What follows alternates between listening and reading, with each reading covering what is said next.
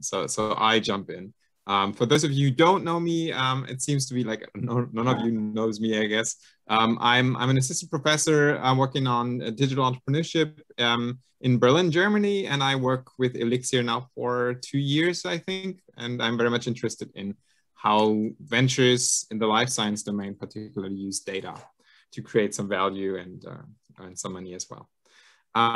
Good. With that being said, I would like to introduce 4 other speakers. I mean, one of them has already been introduced, kind of, Celia, right? But we do have some more here. So I hope we have everybody is here. So we have Nuno. I saw you somewhere. We are going to I would say we start in pairs, right? Because it was all set up in pairs. So we have we have on the one hand side, we have Celia, who has already introduced herself, but I can quickly say, at least for those of you who don't know her, that she's a plant biotechnologist. So by training, she is an assistant professor as well at the University of Lisbon. She's with the Elixir Portugal node, and she leads a group on forest biotechnology.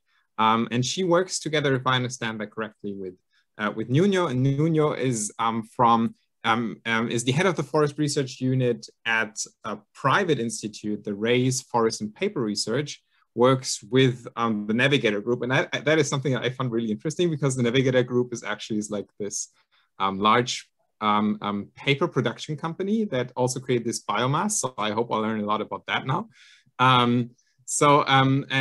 There is the topic that we're going to talk about is the relationship between private companies and public academic research, and how we jointly create interesting data or use the some new outcomes of our research projects, such as standards or these new APIs. If I understood it correctly, then you've prepared a little bit of presentation to give us a little bit upfront. Is that correct? Yes. Okay. At least I have a support, very short presentation for the project that we have with the Navigator, but I don't know if Nuno wants to start first. Who wants to start? Celia, the same. I prepared just a handful of slides to give a background of the company, but probably Celia, I think you might, for the purpose of the narrative, I think you could probably start with what we are trying to build together, and then my presentation could come afterwards. Okay, then. So I will share now my screen.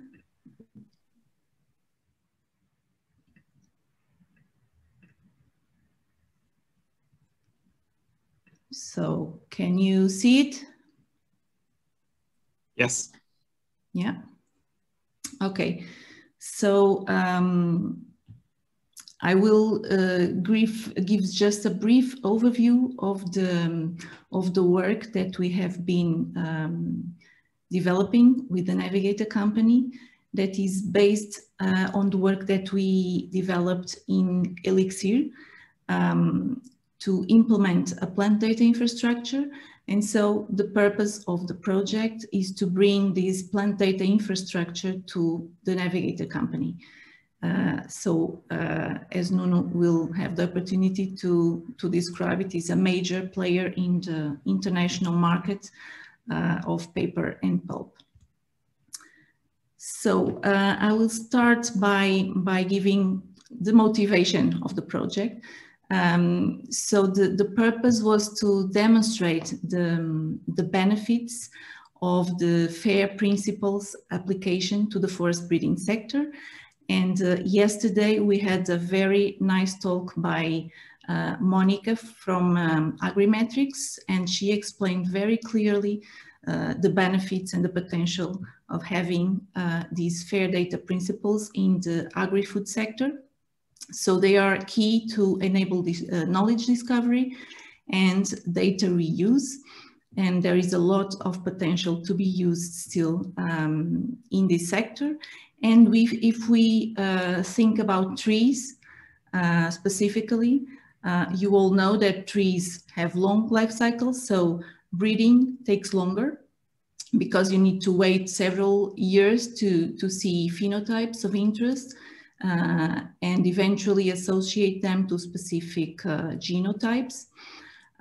So it is important to be able to have access to data and to reuse data. So we can save a lot of time by using modern strategies like the ones that Fred explained. So being able to access and reuse data that we can obtain from experiments that are conducted over long periods of time can be really a big advantage in the obtaining genetic gains from the breeding process. But in order to do that, we need to have the data properly described. So they need to be findable, accessible, but very important, they need to be described using controlled vocabulary in order that we can interpret that data and integrate. So as Fred was explaining. So the challenge here is what? So this domain of plant breeding is rather complex.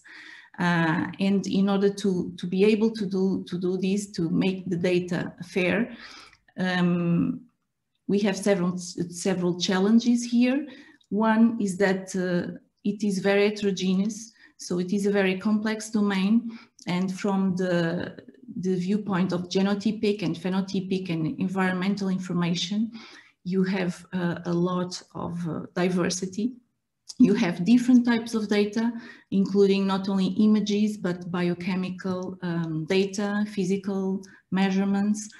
And on top of that, you have also different experimental setups, like field, growth chamber, greenhouse experiments. Many times with time series data, multiple experimental factors, multiple sites, and this is very important, for instance, in the forest breeding. So it's really a challenge to apply these principles to this domain.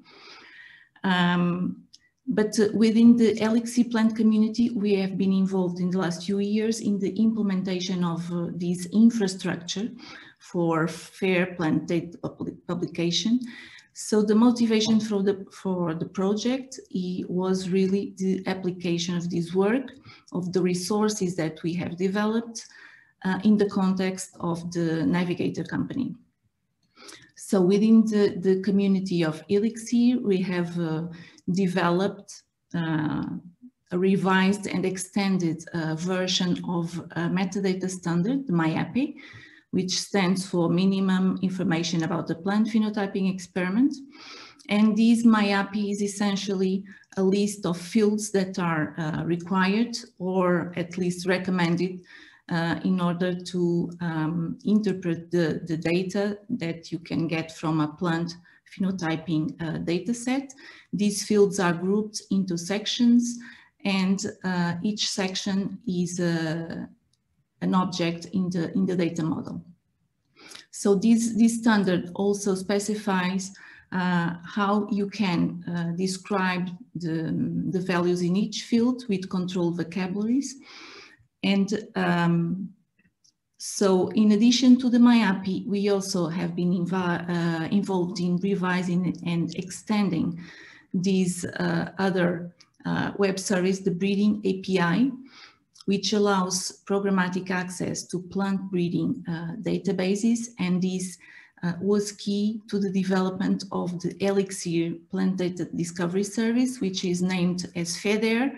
And it is based on a federation of distributed data repositories across the several nodes of the Elixir that each one has implemented their BRAPI endpoint. We have implemented one of these endpoints in the Portuguese node. So whereas Myapi promotes interoperability and reusability of data, the findability and accessibility mainly rely on BRAPI that enables data search and retrieval. So bringing together these two resources was an important achievement of the Elixir plant community and an important step to make fair plant phenotyping data. The big challenge here is the adoption of these models, because these standards, although they are called minimum information, they are above what people are usually willing to fill in, the data providers. So Myapi is also a complex standard because the domain is complex. There is no easy way to describe the experiments. And forms are sometimes difficult to fill in, especially if you have large amounts of data and different data sets, like, for instance, the Navigator company. In addition, the Myapi is not also trivial to implement. It requires expertise. The dataset submission also requires some work and expertise. So this is a challenge, the adoption of the standards by the community. The goals of the project were then to work with the Navigator that develops extensive research on eucalyptus breeding and genetics. So they have genotypic and phenotypic data on large thousands of plants across a range of sites and covering several generations of pedigree. So we thought that this would be a prime candidate for a small pilot project to enable the company to draw value from data and at the same time contributing to the plant infrastructure of Elixir. So the goals of the project were then to transfer this knowledge to the Navigator company, both the standard and potentially also the Myapi implementation. So we proposed to annotate a pilot data set from the company compliant with the Myapi standard, and then upload it into our Myapi endpoint in Elixir Portugal, which is called Pheno. And also another objective was to automate the process so that the company can make this with not so much effort to the rest of the data sets. At this moment, we have already converted the data set that was provided from Excel into Myapi compliant format. So the data set that we received comprised 3 field assays with several hundreds of plants in each assay, with data that included growth parameters, survival, wood density, pulping yield, among others. And we were happy to be able to completely map all this information to the Myapi standard. And at the same time, we look forward to explore this data, this modeling for data integration and reuse. So the project started last year. So we had several delays due to this COVID crisis. We had to interrupt or to delay some of the meetings that we had at the company premises. So we have been still finishing the update of our data, our Myapi endpoint, the Pheno, in order to make it more flexible and be able to expand it more easily. So we have been doing this in order to expose the Navigator dataset already through this new version of the Myapi endpoint. And we are also still finishing the process for the semi-automatic conversion of the Excel datasets in order to be easier to upload these to the Myapi endpoint. So as next steps, we still have some work to do, like the training sessions at the Navigator, and work with them in order to explore this data that has been modeled. And the project, as I said, was a small pilot project that involved not only several people from the company, but also from the biodata.pt. So in addition to me, also Daniel Faria and Inês Chaves and Bruno Costa have been actively working on this. And I should also mention the collaboration of other Elixir participants from other nodes that were very important for the improvement of these resources. So that was what I just wanted to tell you, to contextualize a bit the. Thanks, Celia. Nuno, do you want to? Yeah, I can jump in. Let me just share my presentation.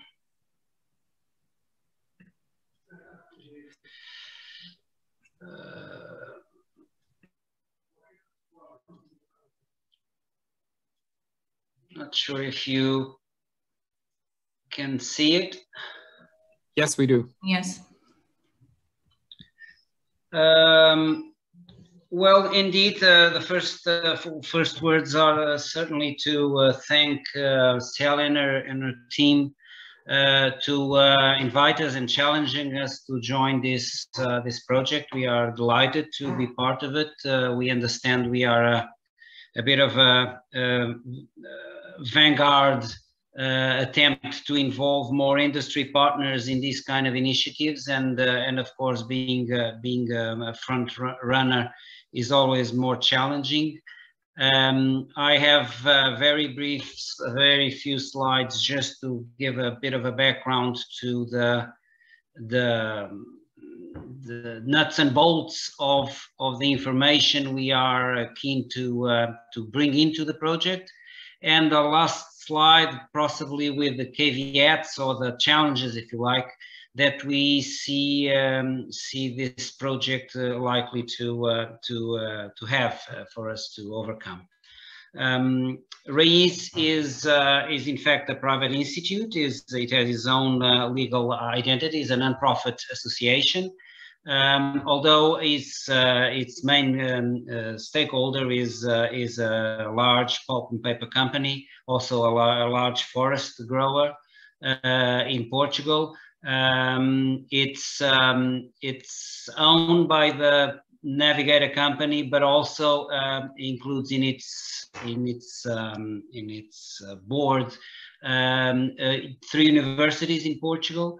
It has a staff of about 100 people, variable about 51 permanent, and it's running on an annual budget of about 6, 7, 8 million, depends a little bit, with about a quarter of it being funded by competitive grants. We are spread out in the country, both our industry plants and also our research offices and labs. Our main headquarters are in the north, near Porto, where most of our staff works. But in fact, the team and the research facilities related with tree breeding are located in the south, in Herdade de Espira, closer to Lisbon, and closer to where the company has the operational nurseries of the company. So an obvious location to deploy our breeding activities. The Reyes, as an institute, is the responsible and owner of all the germplasm and the breeding efforts. Although, of course, all the trials and all the trials are located in the company's lands. Some are located on rented land, and of course are managed and maintained by the operational crews of the Navigator company. The Navigator company itself is, as you mentioned, a reasonably large industrial operation. It has 4 major industrial units. They are not all dedicated to the same product. Most of our sales are on printed paper, but we also have important production lines of tissue paper, and of course we also sell raw pulp for the paper market as well. We export most of our productions, and we use as raw material for all this paper eucalyptus wood. Most of it comes from our own forests or third-party forests in Portugal and Spain, but in later years increasingly also by using wood imported from overseas. The company itself managed about 100,000 hectares of forest. It's not only eucalyptus. Eucalyptus is about 3/4 of this area. It also includes pine and oak as forest types. We have a very large nursery as well. We produce about 12 million plants every year, all improved plants. And so it's an integrated operation where at the beginning is our breeding program and our aim to produce more productive plantations. Just to have an idea, for those that are not familiar, the forest operation, the forest plantations of eucalyptus are typically a 10 to 12 year growing cycle, usually run for 2 to 3 harvests. And only after then 24 years to 36 years is replaced by a new stock plant of new materials. So it's a relatively slow turnover of germplasm if you compare it to the annual turnover of corn or soybeans, where if you have a new variety, you can possibly have a replacement rate of about 100% of the crop with a new variety, with a new germplasm.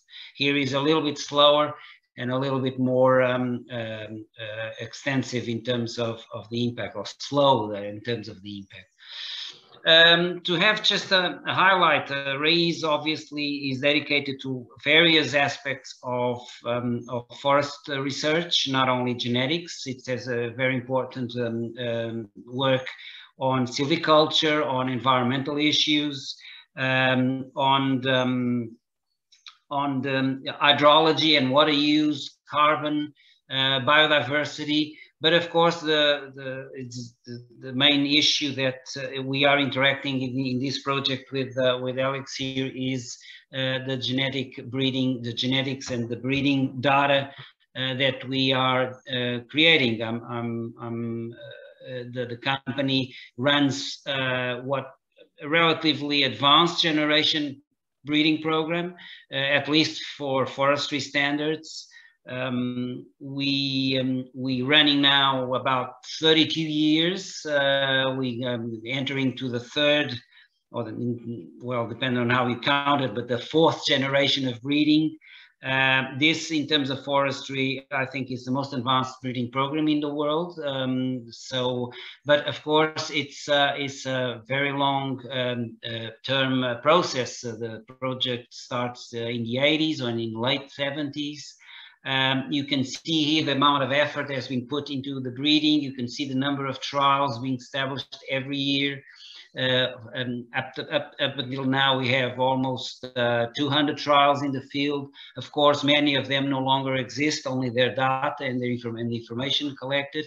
And here you can see a little bit the progress that has been achieved on the operational varieties that we are deploying in the nursery. The first variety started a decade almost ago, a decade after the program started. Not that we didn't use improved material before that, we did, but it was not coming from the program. It was from commercially available trees. And since the program started to generate new varieties, it has increased or improved their gains at an average rate of about 1 to 1.5% a year. Every year we tend to deliver to the company 1 or 2 new clones or new varieties, but we are also having a deployment line that is based on improved seed. Seed that is based on crosses between improved parents, but open pollinated seed lots, not specific crosses. Of course, the focus and the challenge in these kind of projects of breeding programs is to first reduce a little bit the lag time between generations, which stands at the moment between 8 to 10 years. and also to shorten a little bit the time to market. It's important that we rank and test and rank the different genotypes in the program. But being an extensive crop, of course, there is a lag time between the experimental results and the confidence enough to establish thousands of hectares with these varieties. Particularly because the environmental conditions on which forestries are enduring are quite variable. So the resilience, the ability to overcome different types of years, droughts, particular pests that occur, allow us to have a certain slow time to market period, and this is obviously a problem. So the focus has been on accelerating the rate of progress, for sure. To have an idea of the kind of data that is being generated throughout the years, and that has been the data that has been feeding this project as well. Well, you can see the spread of trials throughout the landscape in Portugal. Portugal, albeit small, it's quite diverse in ecological conditions. So you do have a lot of different environments on which these phenotypes are measured. But overall, what we measure is relatively standard and quite universal in most tree breeding programs. It's height and diameter of trees as a proxy of their volume, or the volume of wood they produce. A second level of a second variable is survival, and usually it's interpreted as survival against drought as the major determinant of mortality in our plantations. And then we have a number of traits that are related with the wood quality, wood density, cellulose content, or pulp yield, which are key for the ability to produce pulp out of the paper. These sort of 5 or 6 traits are the core of the information, of phenotypic information we have. If to have an idea of the scale of the data, our information, our phenotypic information for breeding covers or spans for about 50,000 different genotypes over the years, of which only we deploy or we produce in large scale as varieties or breeding or genetically improved varieties, about 5 to 10 varieties every year. So most of these varieties are produced several years, of course, and then are gradually replaced. But you can see there is a huge selection intensity in the core nature of these programs. We test many to deploy only a very few. You can see the average age of selection is about 6 to 7 years. And this is a long time, but it's a crucial one because the phenotypic expression needs to be validated to, if you like, allow me to use the word, validated to various environmental conditions, because they need to be a reasonable approximation of the sort of conditions the plantations will have to endure for 20 or 30 years on the ground. By and large, the phenotypic information is the information we have available for selection. We have, over the years, developed reasonably sophisticated statistical procedures. The experimental designs of the trials are quite effective. There is spatial analysis to try to account as much as possible for heterogeneity in the sites and make the different measurements more comparable. We adjust for different ages. We use all the pedigree information in the linear models we apply. So from the statistical point of view, these phenotypic measurements are reasonably well measured. But also we are building up slowly but steadily an array of genotypic data. They basically on 2 fronts. One, with the hope of establishing a parallel source of information from genomic selection. Pretty much, I would say, if those familiar with breeding, animal breeding, the strategies and the constraints and the challenges in tree breeding are very similar to those found for animal breeders and not so similar to plant breeding. So I think tree and animal breeding are in one part of this kind of issues and breeding strategies, and plant breeding is on another. So we are using, or hoping to use quite extensively, the genome-wide selection. We have now some genomic resources which help us to do that.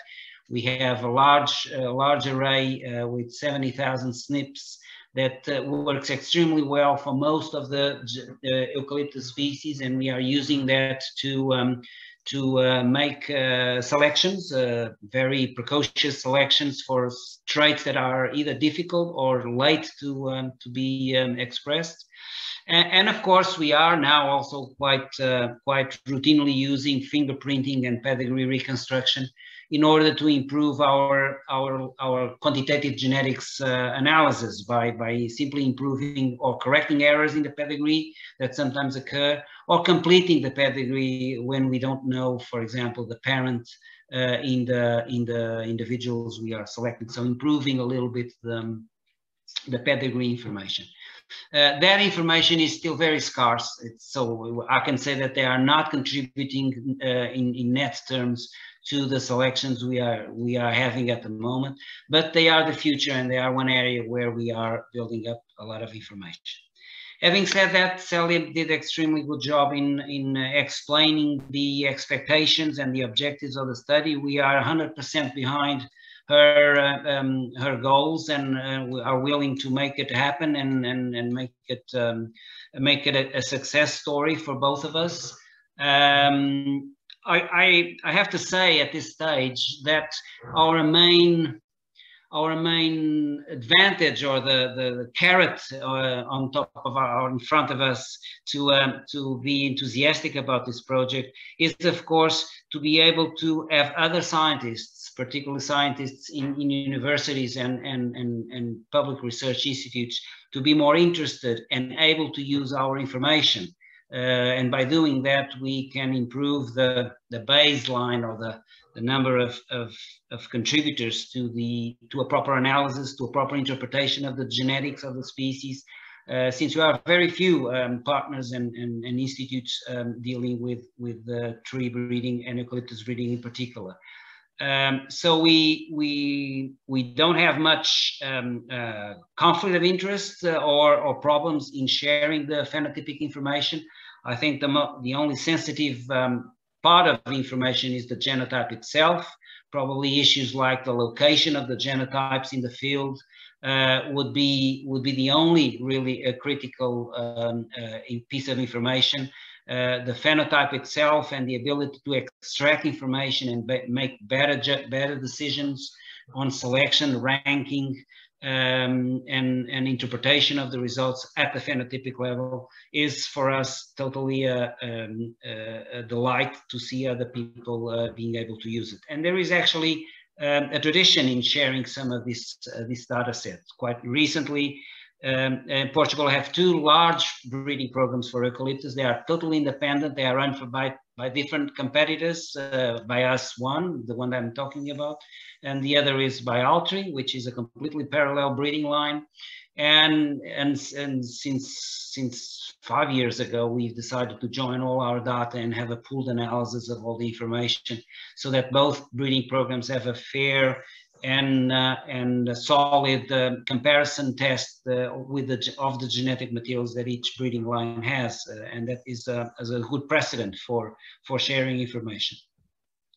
There are, however, a few caveats that I can see relating with this data, with this project. The first is minor, I imagine, but nevertheless it's relevant in a sense that eucalyptus is an important forest species, but not so much in Europe, where it's basically restricted to Portugal and Spain. There is therefore very little researchers and institutes and universities outside Iberia that are reasonably or interested in analyzing and working with eucalyptus. There are many others, though, and outside Europe, which would be very interesting to attract to this project, and that is probably one thing I will look forward to see if we can attract. How much interest can we attract on third parties to the data we are sharing? It must be said that all key eucalyptus breeding programs today are run by private companies. There is no single public breeding effort anywhere in the world. And of course, that brings some dark clouds in a way that most people will not be keen to share everything, and they will be kind of just sharing what is not interesting or is not useful anymore. But I have to say there is generally a good history of collaboration between all these organizations.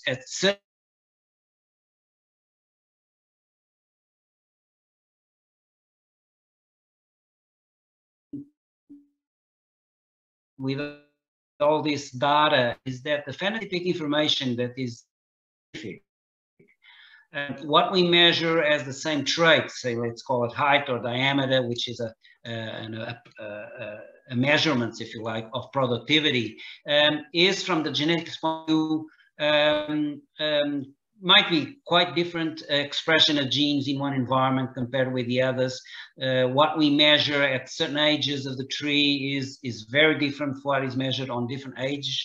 Even after a few years of drought, the expression of growth, although it's the same phenotype, it might be completely unrelated with what is measured on another site or on another number of years of better climate.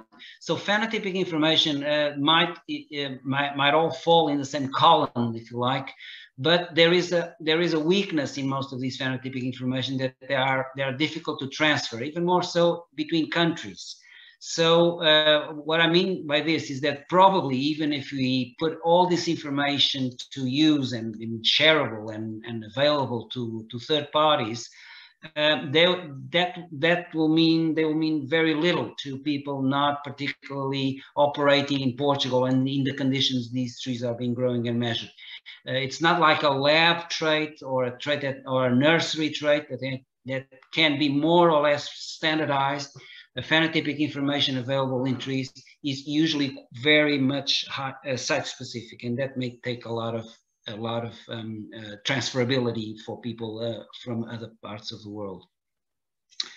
As I mentioned, genotypic information is more shareable, and some traits, nursery traits or physiological traits in vitro might be more shareable and more standard, but they are very scarce in forestry. And as the more you scale down the time of measurement or the timing, the less relevant these traits are for long-term performance. So there is not much hope we can have indirect measurements of tree productivity on lab experiments. You have to first build up association between genes and phenotypic expression in the field over the years. And there's very few examples in fact, of applied genomics research in trees. So I would say that at the end of this proof of concept that we are building with Alex here, we certainly can build a case for having a solid example of a database with phenotypic measurements of trees. We hope that structure will facilitate or enthuse researchers that can use it and share with us their results, and therefore build up a little bit the critical mass of people working with us. But we'll have to wait and see. From our point of view, we will be looking forward to a success story, and I guess this is as much as I have to say. Really. Thank you very much. Thanks for giving me this very good overview about the project and all the caveats.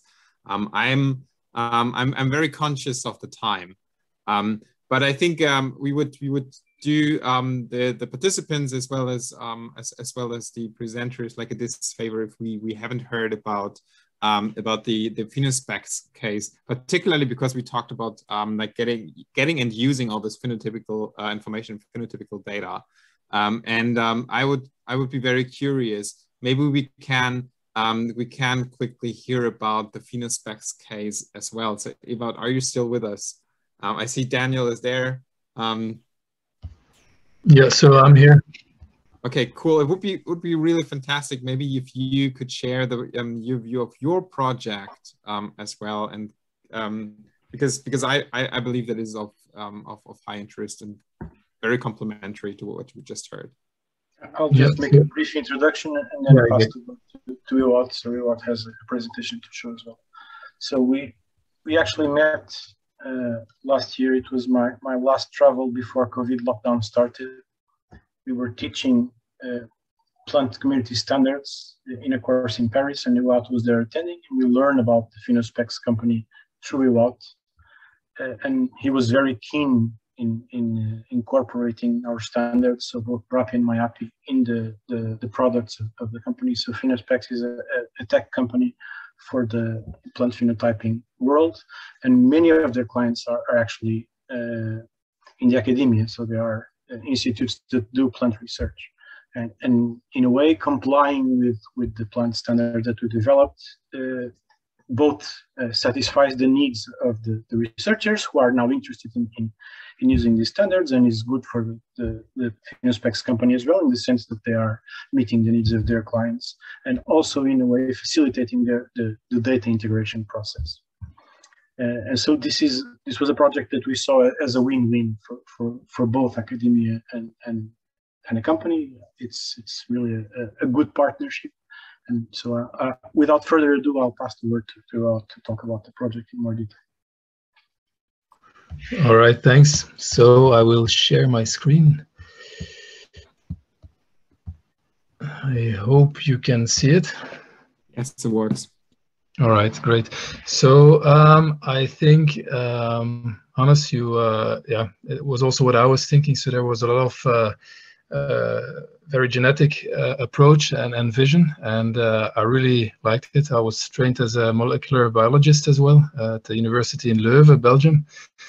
And then I moved a bit to the dark side of phenotyping, and yeah, because those really go hand in hand, and you see all these nice techniques popping up in genotyping, while in phenotyping, yeah, there is much more room to improve, I think, even. Yeah, so and yeah, Daniel, so thanks for the introduction. I was also gonna start with the night in Paris or the days in Paris. So I'm also very grateful of Elixir for organizing this. Also keeping this threshold very low was a free workshop to attend together with Cyril from INRA.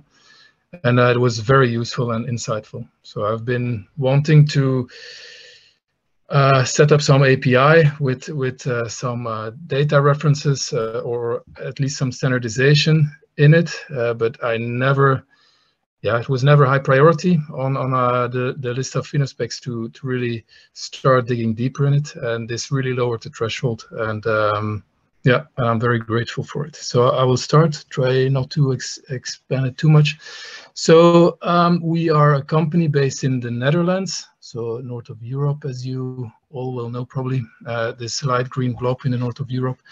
And here I also visualized a few of our key accounts, so who have systems of us all across the globe. Some, yeah, quite big players, I would say, in the agricultural industry. Then I wanted to start trying to explain why they're interested in our products, and then what our mission actually is that makes them interested. Yeah, and I hope by then explaining what we are doing that the link with Elixir is quite clear. I also would like to thank Celia already for the nice introduction on Myapi and Myapi, because that's really the core, what was very interesting for us. So our mission is to improve efficiency of agricultural tasks. As I said, I'm always amazed by all the technology that is developed in the genotyping world. And if you then look back into really the core phenotyping of a lot of companies, you would still see the same image here. So what would have changed is way better greenhouse infrastructure and the clothing maybe, but in the end, there are still people that go into the greenhouse, count all the plants, measure the height of them, measure the weight, etc. So there is still lots of manual work involved, and that's especially when you compare it to also, for example, the talk that Fred gave. It really clearly shows what the real phenotyping bottleneck is, so, or what is called the phenotyping bottleneck. And what we want to do is actually improve the efficiency of a lot of these agricultural tasks that mostly because of this phenotyping bottleneck are still quite labor intensive. And we want to do this through technology. And we have a few phases established to get our hands on it. And the first phase was to build a very specialized sensor that can capture the state of a plant, that information digitally. Because if you control that information digitally, you can automate a lot of processes and in the end improve efficiency. So we developed a 3D laser line scanner. So it fires a laser line on an object and then measures back the reflectance and does this over a y-axis, over a certain goes into a certain direction, and by this building a 3D image. The 3D scanner also records color, so RGB and near infrared, with which it then can calculate other stuff. While it's a really nice tool to capture all that information digitally, most of the customers that were interested were rather biologists, and it's quite complex data, this 3D data, so they would like to start off from a bit more tangible data already, which is of course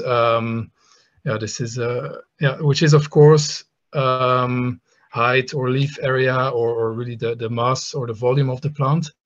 And that really became our phase 2. So converting this 3D data into more usable parameters for our customers, so that for every plant that they scan, they don't only get the 3D data, which they still have and is easily accessible with open standards, but they also get the process data from which they can start to do their real experiments. And this really would then replace this arduous work in the greenhouse to a more comfortable place behind the computer and doing all the analysis. And with the color data, we also could then calculate some more physiological parameters that are more related to diseases or disease quantification. So like NDVI, NPCI, and so on. And also the color we can then also parameterize. So again, we have this 3D data. Now we have the calculated parameters. What then was missing for customers was really an automation platform and an integration with a lot of other data. So this is an example of one of our systems in a greenhouse in the US. And there you see the plant eyes here hanging on this gantry system that will go forward and backward and then measure all the plants underneath. On the ground, there's a lot of different load cells that constantly pull the weight of the plants and then also track the irrigation of the plants. And then we also integrate this environmental data station. So that's also one of our sales guys calls it the golden triangle. And I would agree, actually. During phenotyping, you have then all this plant data parameterized on the really morphological, physiological set. Then you have your environment nicely digitalized, and then also the water usage and the weight or the growth gravimetrically. But you can already see that in terms on a data perspective, you integrate a lot of data from various different sources, all organized in different ways. And that really poses a challenge. You also see that we are not the only sensor provider in this market. More and more sensor providers are there with their own ways of delivering the data to the customer. And of course, the number of sensor providers you have, the equal number of formats you have in which the data comes in. And this makes it very, very hard for customers to then eventually integrate those sources. So in a first phase, we already try to integrate other sensors into our own horde control, which is our own software package, which serves really as an operating system for plant data management. And yeah, we call it a bit the centralized data cracking. So it really feeds on data that comes in and that is connected to it. So yeah, this is really developed for all the sensors you see here. And with that combination, so with the sensors, with the automation platforms we have, and with this data management system, we can quite flexibly tune that system to fit into really a lab, a very small scale system, or go even into a field for a few hundred meters and then scan the plants there and centralize all that data. Also with the software, people can design experiments and then assign treatment and genotype information to these units or these plants, which then will be linked automatically to the data that is generated by the sensors that you saw in that big installation. So yeah, that's really this data cracking, and the use cases are quite diverse that can be supported by combining these systems. So for example, in breeding, when a lot of different genotypes are being crossed and have to be then evaluated for a certain feature, for example, their growth potential or their nitrogen use efficiency, that's a very typical use case where our software is then being used, or during germination, for example, in seed breeding companies during some kind of quality control, or during really the processing phase, or even growers themselves that want to select out the best or the most vigorous plantlets. And also, I'm sorry, apparently it crashed. This is too bad. You don't see my presentation anymore, I guess. No, we don't. Yes, so it's here on Linux, which should be very stable. Okay, no, that's not it. Do you see something now? Because I only shared an application window and that one crashed. I think the sharing is now turned off. Yeah, you need to share again. Yes, I will. So I'm gonna put it to the next slide. Okay, so I will share the screen again. Here we are, I hope. Can you, yes. Yeah, all right. So another application is, for example, disease screening. So during a growth cycle that growers want to follow up some disease pressure in their facility. So as you see, there is a lot of different use cases, and it becomes very hard for us to, for every of these use cases, develop a complete software package. And that's why more and more we have gotten the question on data accessibility, how people can easily access our data, not through the interface that we provide them, but really raw from the database itself. And also, while we do provide a means of controlling an experiment and adding genotype treatment information, most companies already have their own information system, which is much more elaborate, with all kinds of pedigrees and so on. And of course, those want to only extract the plant data to then link to their own metadata. And that's something for us that's important in a fourth phase, is really to make that data highly accessible by the customer. And that's where really this collaboration with Daniel and with Elixir came in. And for us, very interesting, of course, was then this Myapi. So the REST API interface layer that nicely captures all those phenotyping data standards and defines these very specific calls and very structured calls that the user can then perform on our system, and knows what kind of data and in which structure it can expect the data from our system. And I also think in regards to all the other phenotyping sensor company providers out there, is that if everybody would adhere to some kind of standard, it would be much easier for our customers and users themselves to really combine the data. Because if they get data using similar calls in different systems, they can easily they get that data in a similar structure back, and they can merge and use that data way easier. So in that regard, after the meeting in Paris, so I learned a lot about those fair data standards, about then specifically the Myapi standards, because I heard about it, but it was really interesting and needed that somebody could explain it to me.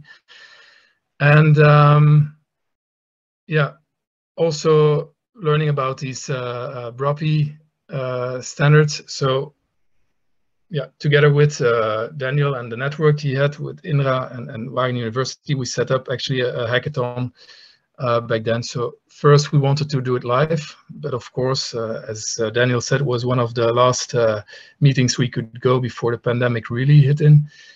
We had to postpone, and then after a year decided to continue also without extra funding, and set up then this online hackathon, because we all really felt that this was the way to go. And after 3 days of hackathon, we really pinpointed the task that our systems actually should perform towards the customer. So we really identified that our system should just be a data provider to the customer. So it's not that we're gonna store and manage very complicated genotype treatment combinations and systems, but rather that we can support data addition to other to these information systems of customers. So by defining this, we also identified, we went over the Myapi, the core Myapi API calls, and we identified the ones that really fit and the data that we really should provide in that context. And we identified such calls and the data they should return. And we also involved Emily, working at Wageningen, who has practical experience also with Myapi and could also bring us some extra user story to how she would use the Myapi standards. And one of the key things that she also brought up was not only just providing the data in a proper standard, but also making sure that the whole how the whole plants were organized within one of those scans, etc., and within a whole field setup was very important information for them, for example, to perform genotypic research. So after these 3 days, we really got with this final list of Myapi calls, and because we got this far quite easy, I would say, and even easier if it was not for COVID. Together with a lot of from different sources, customers that were requesting this. So from the one hand, our academia customers that want to really have the standards themselves, and on the other hand, the industry that wants to integrate our data into their workflows. So just want to have that data accessibility. They care less about in what kind of format it comes, but they just want to have that accessibility. And I think it's good that because of this project, we can provide them and the accessibility together with also the standardization, so that that those bigger companies also adapt to these and can integrate other products better. So because of all this, I could really go to the management and fight to integrate that feature into the software, and we now have it planned in August. So, and I would really say that that was for a big part also due to the collaboration with Elixir. So I would like to thank the main persons involved. And the presentation here. I hope I didn't go too much overdue. So thanks for listening. Thanks, Ewout. Thank you both, basically, or all four of you, for presenting your cases. I think that both of them were very, very interesting. As you already pointed out, we run a little bit over time. So maybe there is a burning question from the audience. If there is a burning question, then maybe we should give him or her the chance to ask this question. Is there a burning question somewhere?